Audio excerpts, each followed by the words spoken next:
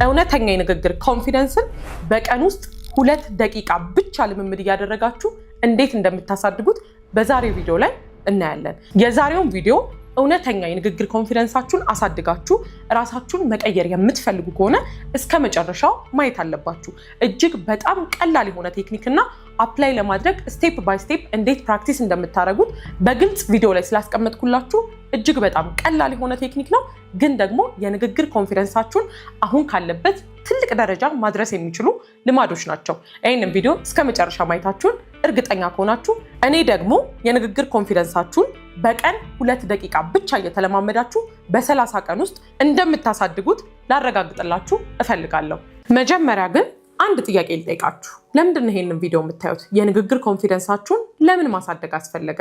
ባያድግ ምን ችግር አለው? ምንድን ነው እያሳጣችሁ ያለው? መጀመሪያ ለምናችንን ካወቅን ለመለወጥም በጣም ቀላል ይሆናል። የምነግራችሁም ቴክኒክ በጣም ቀላል ስለሆነ ተግባራዊ ለማድረግ ቀላል ይሆንላችኋል። እስቲ ግን ኮሜንት ላይ አስቀምጡልኝ። የንግግር ኮንፊደንሳችሁን ባለማሳደጋችሁ ምን አሳጥቷችኋል? ምንድን ነው ያጣችሁት? ምናልባት የራሳችሁን ሀሳብ መግለጽ አለመቻል፣ ሚቲንግ ላይ፣ ኢንተርቪው ላይ፣ የተለያዩ ቦታዎች ላይ ሀሳብ እያላችሁ መናገር የምትፈልጉት ነገር እያለ በፍርሃት ምክንያት አለመናገር፣ ብዙ እድሎችን ማጣት፣ የሚገባችሁ ቦታ ላይ አለመሆን፣ ምንድን ነው ያሳጣችሁ? የንግግር ኮንፊደንስ ባለመኖሩ ምን አሳጥቷችኋል? እስኪ ኮመንት ላይ ማስቀምጡልኝ። ይሄንንም ቪዲዮ ከመጀመራችሁ በፊት ምንድን ነው የንግግር ኮንፊደንሴን ባለማሳደጌ ያጣሁት? ለምንድን ነው ይሄንን ቪዲዮ ማየው? የንግግር ኮንፊደንሴን ባሳድግ ምን ማግኘት እችላለሁ እያላችሁ ጻፉልኝ። ይሄንን ቪዲዮ ፖዝ አድርጉትና ይሄንን መጀመሪያ ኮመንት አድርጉልኝ። እንዳልኳችሁ እጅግ በጣም ቀላል ቴክኒክ ነው።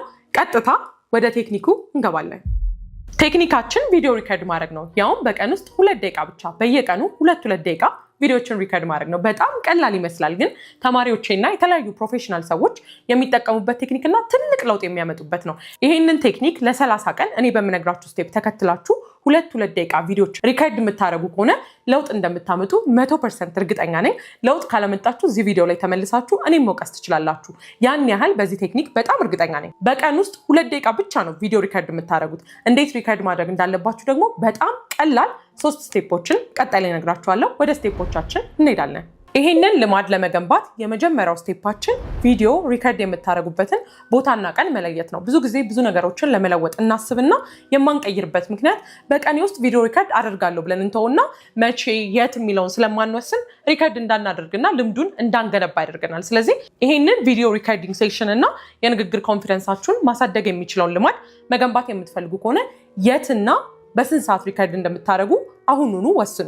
ምናልባት ጠዋት የሚመቻችሁ ሰዎች ከሆናችሁ ጠዋት መኝታ ቤቴ ላይ ሪከርድ አደርጋለሁ። ከዛ ጠዋት ብላችሁ ብቻ ሳይሆን ጠዋት 2 ሰዓት ላይ የሚመቻችሁ ከሆነ ጠዋት 2 ሰዓት ላይ መኝታ ቤቴ ቪዲዮ ሪከርድ አደርጋለሁ። ምናልባት ምሳ ሰዓት የሚመቻችሁም ከሆነ እንደዛው። ስለዚህ የመጀመሪያው ስቴፓችን በቀን ውስጥ 2 ደቂቃ ቪዲዮ ሪከርድ የምታደርጉት የትና ስንት ሰዓት ነው የሚለውን መወሰን ነው። ሁለተኛው ስቴፓችን ደግሞ በጣም ከትንሽ መጀመር ነው። የመጀመሪያ ቀን ቪዲዮ ሪከርድ ስታደርጉ ፕሮፌሽናሊ መናገራችሁ፣ ንግግራችሁ አሪፍ መሆኑ፣ እጅ መጠቀም፣ እኛ የምናወራቸውን ፕሮፌሽናል ነገሮች ማሟላት ሳይሆን ጀስት ቪዲዮአችሁን ሪከርድ ማድረግ። ስለዚህ ለመጀመሪያው ሳምንት ስማችሁን ወይም ራሳችሁን ኢንትሮዲውስ እያደረጋችሁ ቪዲዮአችሁን ሪከርድ ታደርጉና ከዛ ደግሞ እሱን ከለመዳችሁት በኋላ ስቶሪ ቴሊንግ፣ ኤግዛምፕል እያላችሁ አታረጋላችሁ።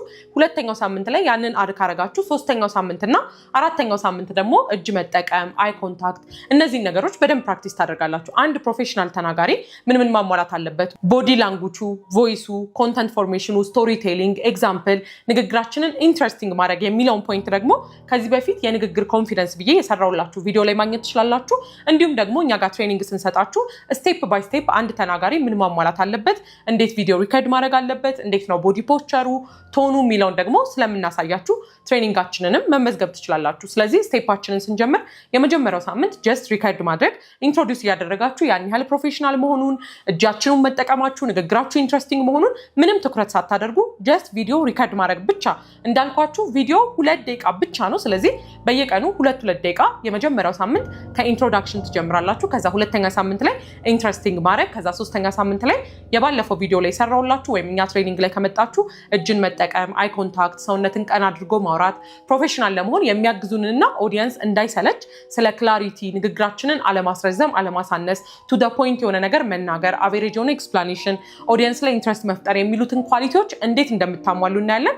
ስለዚህ የመጀመሪያው ፖይንታችን ጀስት መናገር ነው። ሶስተኛና አራተኛ ሳምንት ላይ ደግሞ ሞር ፕሮፌሽናል እና ንግግራችን ኦዲየንስ ኢንትረስትድ ሆኖ እንዲሰማ ማድረግ ነው። ስለዚህ የቪዲዮ ሪከርዲንጋችን ሁለተኛው ስቴፓችን በጣም ከትንሽ መጀመር ነው። ሶስተኛው ስቴፓችን ደግሞ ቶፒክ የምንመርጥበት መንገድ ነው። ቶፒክ የምትመርጡት ልክ ቪዲዮ ሪከርድ ልታደርጉ ስትሉ አይደለም። ቶፒክ የምትመርጡት ዘዴይ ቢፎር ሶሻል ሚዲያ የምታዩ ከሆነ ለምሳሌ ቲክቶክ ስክሮል እያደረጋችሁ ዩቲዩብ እያያችሁ የትኛውን ቶፒክ እኔ ላውራው፣ ሰዎች ደግሞ እንዴት ነው የሚያወሩት። እንዳልኳችሁ መጀመሪያ ላይ ይሄ ቴክኒክ እውነተኛ ቴክኒክ እና እጅግ በጣም ቀላል የሆነ ቴክኒክ ነው። ስለዚህ ቶፒካችንን ስንመርጥ ከተለየ ነገር ሳይሆን ሶሻል ሚዲያ ስክሮል ስናደርግ አንድ ቶፒክ መምረጥ ፕላስ ደግሞ ሰዎች እንዴት እንደሚያወሩ ኦብዘርቭ ማድረግ መጀመር። ስለዚህ በዚህ 30 ቀን ውስጥ ቪዲዮ ሪከርድ ማድረግ ብቻ ሳይሆን ኦብዘርቫንት መሆን ወይም ደግሞ ሰዎች ሲናገሩ እንዴት እንደሚናገሩ ማየትና እኔ ብሆን እንዴት ነው የምናገረው፣ እኔ ብሆን ምኑን አስተካክላለሁ፣ ከሱ ደግሞ የምወስዳቸው ጠንካራ ጎኖች ምንድናቸው የሚለው ኦብዘርቭ ማድረግ። ቶፒክም ደግሞ ሶሻል ሚዲያ ስክሮል በምናደርግበት ሰዓት መምረጥ። እነዚህን ቪዲዮ ሪከርዲንግ ስቴፖች ከተከተልን በቀላሉ ቪዲዮቻችንን ሪከርድ ማድረግ እንችላለን። ምክንያቱም የት ሪከርድ እንደምናደርግ ወስነናል። ስለዚህ ከዛሬ ከሰኞ ይህንን ቪዲዮ ካያችሁበት ቀን ብትጀምሩት መጀመሪያ ሰዓትና ቀን ወስዱ። ከነገ ጀምሮ የት ቦታ ነው የምቀርጸው፣ ምን ሰዓት ላይ ነው ቀርጸው። ከዛ ደግሞ በጣም ከትንሽ መጀመር ጀስት ከኢንትሮዳክሽን እንዳልኳችሁ የመጀመሪያ ሳምንት ላይ ራሳችሁን ኢንትሮዲውስ ማድረጋችሁና ዋናው ነገር ቪዲዮአችሁን ሪከርድ ማድረጋችሁ ነው። ከዛ እያሳደጋችሁት ስቴፕ ባይ ስቴፕ ትሄዳላችሁ። ከዛ በመጨረሻም ደግሞ ቶፒክ ለመምረጥም ምንም ሳትሳቀቁ ሶሻል ሚዲያ ጀስት ስክሮል እያደረጋችሁ እያለ አንድ ቶፒክ መምረጥና የሰዎችን ንግግር በደንብ ኦብዘርቭ ማድረግ። እንዳልኳችሁ ይሄ ቴክኒክ እጅግ በጣም ቀላል የሚመስል ግን የንግግር ኮንፊደንሳችሁን በ30 ቀን ውስጥ በጣም ማሳደግ የሚችል ቴክኒክ ነው እና እንድታስታውሱ የሚፈልገው ነገር ይሄንን ቴክኒክ ስትከተሉ በፍጹም ለሰዎች አትናገሩ። ቪዲዮ እኮ ሪከርድ ላደርግ ነው፣ የንግግር ኮንፊደንሴን እኮ ላሳድግ ነው እያላችሁ ለሰዎች አትናገሩ።